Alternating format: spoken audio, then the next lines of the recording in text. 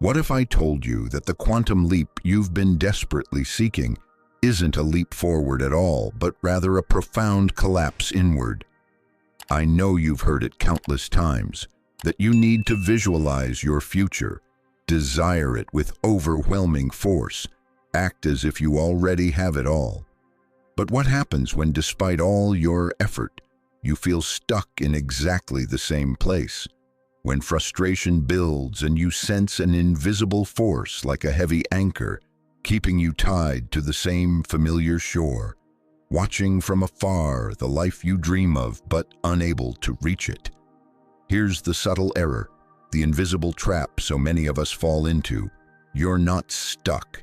You're being unconsciously loyal to an identity that no longer serves you. You've spent so long inhabiting a version of yourself, the one that was wounded, the one that learned to survive through fear, the one that grew accustomed to the vibration of lack, that your entire nervous system, your whole biology recognizes it as your safe zone. And every time you try to make that quantum leap, this invisible loyalty pulls you back, because abandoning that identity feels, at a very deep level, like betrayal or even death. It's not your lack of willpower, it's energetic loyalty, the entanglement between two versions of you. Imagine right now that two versions of you coexist in this instant. One is the version you know, connected to memories of pain. The other is a version of you that's already free, already living in peace, already embodying abundance. Between them exists an invisible cord, a bond of entanglement. And that cord doesn't respond to what you think with your mind. It responds to the frequency you emit, to who you choose to be in this precise moment. There's a version of you that already crossed the bridge, but that bridge isn't what you think it is. By the end of this message, I'll show you how to access it. If this conversation is already touching something deep within you, I invite you to subscribe, because this space exists for those of us who understand that the greatest answers aren't found outside, they reveal themselves within. The key is subtraction, not addition. The key isn't in adding more layers of effort, but in removing the layer that no longer serves. The true quantum leap isn't about building a future from scratch. It's about collapsing, with compassion, the identity that continues feeding your current timeline. And I say with compassion because you cannot violently destroy a part of yourself that you created to survive. Fighting against your past self only gives it more strength, anchoring it more firmly to your present. True power lies in looking at that version of you with gratitude, recognizing that it kept you safe, and then lovingly withdrawing your energy and attention from it. This is where everything changes. Manifestation as frequency. Alignment manifesting isn't the act of creating something new from nothing. It's the act of tuning into a reality that already exists at another frequency. All versions of your life, the abundant one, the healthy one, the fulfilled one, are happening right now in the quantum field as vibrational possibilities. Your job isn't to force them into existence, but to become the frequency that can receive them. The real key is energetic coherence. It's when your thoughts, emotions, and bodily sensations are aligned, singing the same song. The conflict you feel isn't between you and the world. It's the static between the frequency of your conditioned self, addicted to the hormones of stress and fear, and the frequency of your liberated self. This is quantum reprogramming in its essence. It's the conscious process of stopping obedience to the vibrational memory of fear and instead beginning to embody, to feel in your bones, the you that already succeeded. It's stopping asking the universe and starting to become the answer you seek. The science behind the transformation. I know all this talk about frequencies and identity collapse might sound ethereal, but let me show you how cutting-edge science and our own biology are confirming this ancient wisdom in a way that will leave you breathless. This isn't magical thinking, it's part of reality's instruction manual. Let's begin with quantum entanglement, the heart of our conversation today. In physics, it's been observed that two particles can become so intimately connected that what happens to one instantly affects the other, regardless of whether they're separated by 1 centimeter or the entire universe. Now, let's bring this idea to your own consciousness. You're not separated from your possible futures. You're deeply entangled with multiple versions of yourself that already exist as potential in the quantum field. Imagine there's a version of you still trapped in pain and another that already found peace. One living from scarcity and another vibrating in the certainty of abundance. These aren't mere fantasies, they're real energetic blueprints. The question that defines your life at every instant is, which of these versions are you feeding with your attention, emotion, and energy? Because the version you give your focus and feeling to is the version you strengthen your entanglement with. And it's the one that, by the law of resonance, materializes in your experience. The observer effect and your reality. This leads us directly to the collapse of the wave function. Quantum physics tells us that before being observed, everything exists as a wave of pure potentiality. It's the act of observing that makes all those possibilities collapse into a single reality, into a particle, into a concrete experience. But here's the secret often missed. The universe doesn't respond to a neutral observer. It responds to the vibrational quality of the observer. If you observe your life from the frequency of fear, doubt, and woundedness, you're collapsing again and again a reality that matches that vibration. The quantum leap we're discussing is the deliberate act of changing your state of being to observe the field of possibilities from a place of gratitude, fullness, coherence, and power. Scientists like cellular biologist Bruce Lipton have demonstrated this. Our thoughts and emotions are signals that can rewrite the expression of our genes. We're not victims of our biology, we're its architects through our perception. Dr. Joe Dispenza has gone further, showing with thousands of brain scans how we can, through meditation and the practice of elevated emotions, create new neural networks that correspond with a desired future, literally installing the neurological hardware of our future self in the present. It's like tuning a radio. If you're stuck on the frequency of complaint and fear, it doesn't matter how much you pray or wish to hear the music of abundance. You won't be able to until you change the dial. That dial is your vibrational state. Those of us on this path have learned that the universe doesn't give us what we ask for. It returns a reflection of who we're being. The subtle traps that keep us stuck. And here, in the honest attempt to change, many of us with the best intentions fall into the most subtle traps, those that reinforce precisely what we want to leave behind. I want you to breathe deeply and listen to this with an open heart, without judgment, because it's a map of liberation. The first sabotaging behavior is misaligned effort. It's when you sit to visualize, repeat your affirmations, write your goals, but your entire being vibrates at the frequency of lack. You close your eyes to imagine yourself abundant, but feel a knot in your stomach screaming, "I don't have enough." You project an image of love and connection, but your body is tense, contracted, emitting the signal of fear, of loneliness. This is the great energetic short circuit. The universe isn't responding to the pretty images in your mind. It's responding to the electromagnetic signal your heart emits, to your body's chemistry. You're sending a contradictory order, asking for one thing while being its opposite. The second trap, and this is profound for those of us on this path, is spiritual work that reinforces the identity of the person who needs healing. We spend years declaring, "I'm healing my abandonment wound," or "I'm working on my scarcity pattern."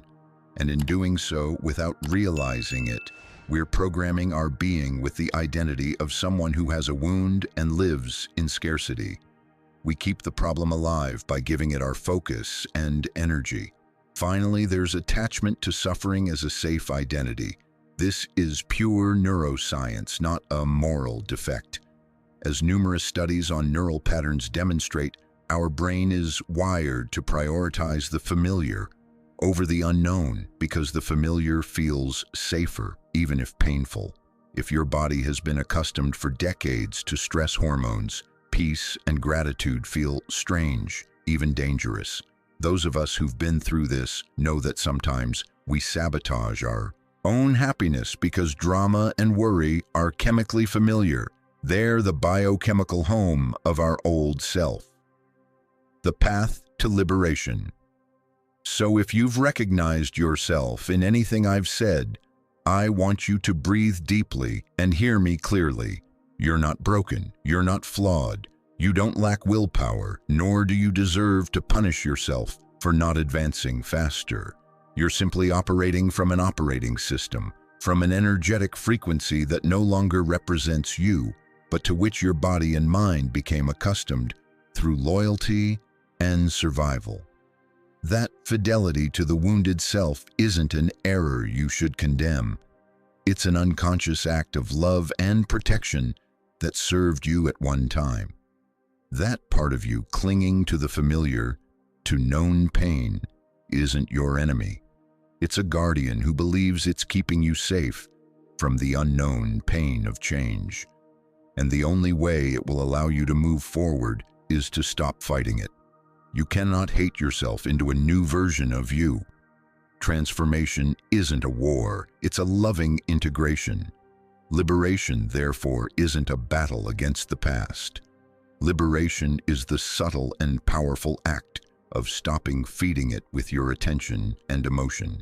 It's stopping watering the plant of lack and starting to nourish with every thought and feeling the seed of fullness that already lives within you. 3 practices for immediate transformation. The question becomes, how do we bring this truth from heaven to earth? How does this quantum reprogramming look and feel in your daily life? It's not about doing a complicated 3-hour ritual. True power lies in micro-actions of embodiment, small gestures repeated consistently that recalibrate your energetic field. I'll give you 3 simple practices to begin today. First, decision-making from your future self. Before any decision, from what to have for breakfast to how to respond to a difficult email, pause and ask yourself, what would the version of me who already lives in trust, peace, and abundance choose? How would they respond, from fear or from love? Then act from that response. At first it will feel strange, like playing a role, but you're installing a new neural pattern. Second, the posture of coherence. Your body is your anchor to the present. Several times a day, stop and adjust your posture. Straighten your back, open your chest, relax your shoulders. Breathe deeply as if you already have everything you need. Feel how this posture changes your biochemical state. You're not pretending, you're sending a new and powerful signal to your nervous system and the quantum field, ordering your cells to become familiar with the frequency of your expanded self. Third, the language of new reality. Listen to how you speak about yourself and your life. Do you define yourself by your problems or your possibilities?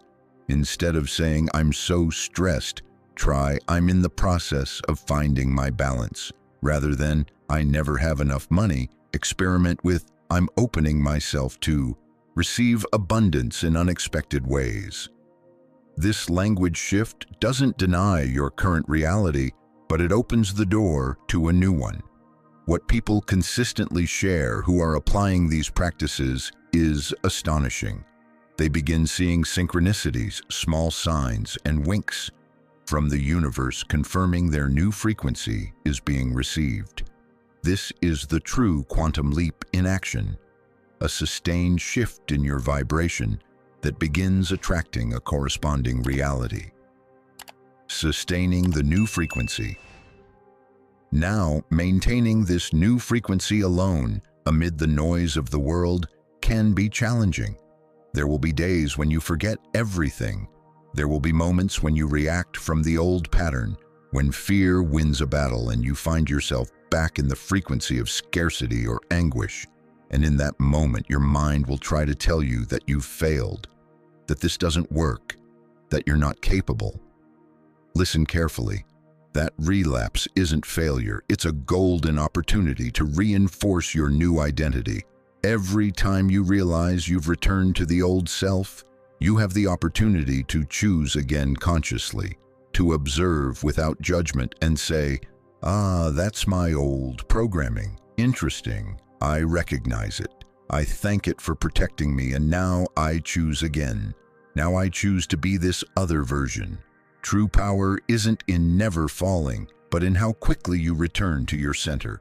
The sustained quantum leap over time isn't a single spectacular event, but the sum of thousands of small returns to coherence. The sacred space of transformation. And I want you to know something. If you feel divided, if you feel that internal tension between who you were and who you're choosing to be, that's an excellent sign. It means you're in motion. Those of us on this path know that feeling of being in two places at once is proof you're in the middle of the bridge. You're no longer on the shore of the past, but you haven't yet arrived at the future. That discomfort is the sacred space of transformation. You're not going backward. You're in the most potent place of all. Now, to seal this new consciousness in your being, I invite you to perform a symbolic act, a declaration of power. Go to the comments section and write a single word, the word that represents the essence of that version of you with which you choose to entangle from this instant forward. Perhaps it's trust, freedom, peace, joy, fullness. Don't think it, feel it. By writing that word, you're not simply leaving a comment. You're planting a seed in the quantum field. You're declaring to the universe and, more importantly, to yourself, which timeline you choose to tune into. The bridge revealed. And this brings us to the final answer. Remember the bridge we spoke of at the beginning? I promised I'd reveal how to access it. The bridge isn't outside. It never was.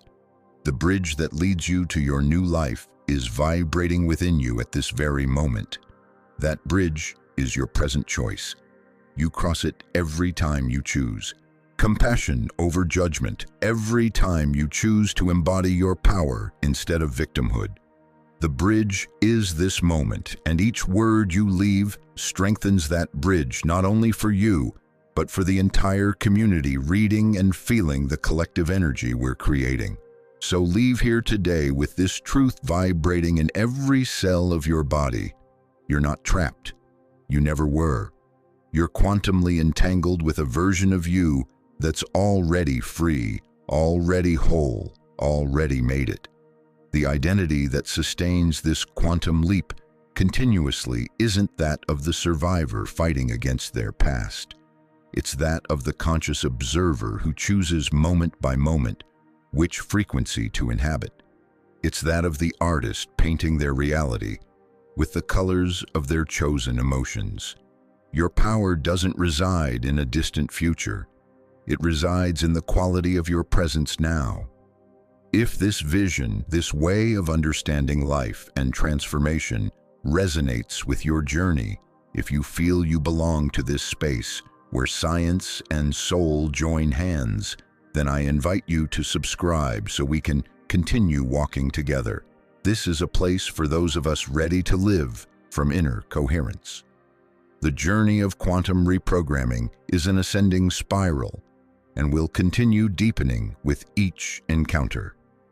Thank you for your energy and your openness.